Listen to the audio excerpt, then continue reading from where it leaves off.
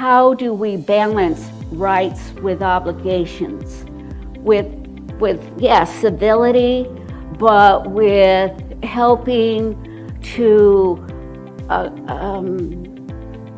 make room, for the needs of other people. I think if we got into more of this talk about how am I obligated to be part of this group, or what do I do as a part of the group, versus whether or not I show up to work. See, I think that's just superficial stuff.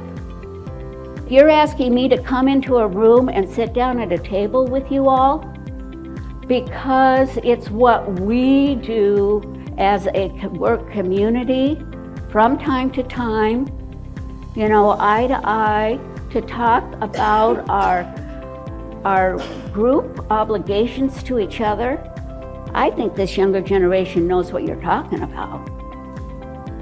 And they're going to help form a new set of norms about when we see each other face to face.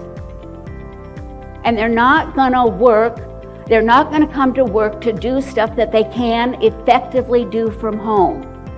What's the stuff we have to do when we're in the room together?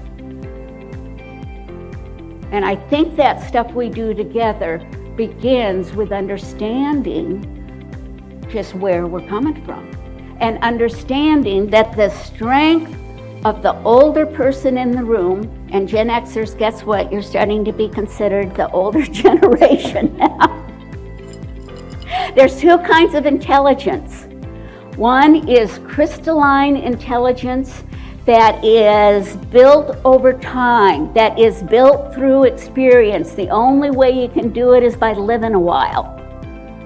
And the other kind of intelligence is called agile intellect. It takes no prior experience to have that kind of agile knowledge. An agile thinker can, look at those curtains for the first time ever and think, there's about 20 different ways we could do that, or keep that glare from coming in the window. And guess who's better at what? The agile thinker is that young person who is just walking in off the street. They can think of 10 new things before breakfast.